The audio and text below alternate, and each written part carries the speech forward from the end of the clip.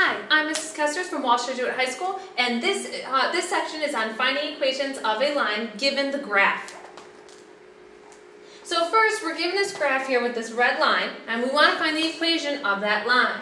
Now, what you always want to do is find out where the graph hits all four of these points. You want to pick points like that. So I can see one right here at 1, 2.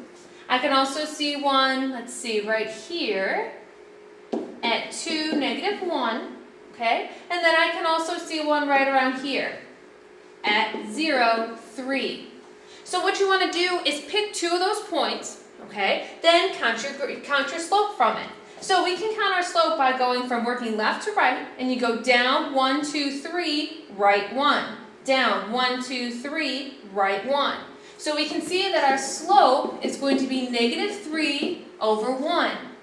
Now this is really nice because we have our y-intercept, which is right here. So really our b for our y-intercept is 0, 3.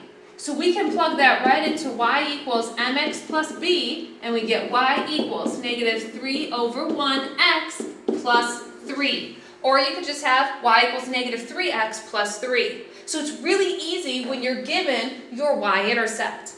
Now I have another equation, or another graph for you, that your y-intercept is not a perfect one. It's a fraction. So instead, you find points again. So I see one right here at, let's see, 1, 2, 1, 2, 3. So at 2, negative 3. I also see one right here at 1, 2, 3, 4, 5, down 2. So at 5, negative 2. And I also see one over here at negative 1, 1, 2, 3, 4. Negative 1, negative 4.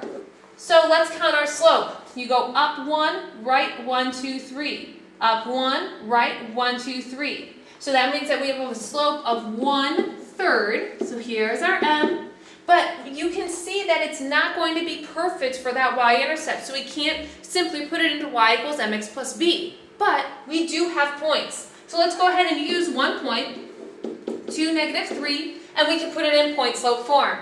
So we have y minus y1 equals m times x minus x1. As long as you can get a slope and a point, you can find your equation of the line.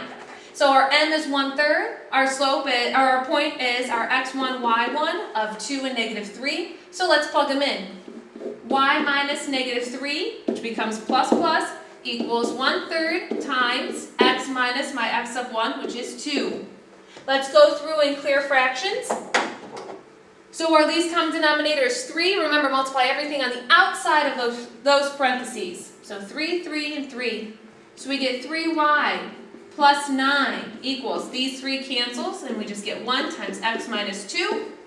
Distribute 1, which is just still going to give you x minus 2. Alright, then subtract 9.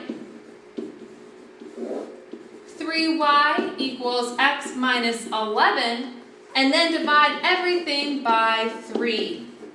So y equals, remember, if you just have x over 3, you can rewrite that as 1/3 x minus 11/3. And you see how we have a fraction here as our y-intercept? You can tell that that would be true with our graph that's given to us. So our equation of this line would be y equals 1/3 x minus 11/3. Alright, well that is it for this lesson. So if you have any questions, please come and see me in the math office or email me at kesterse@washjesuit.org. I'll see you in class.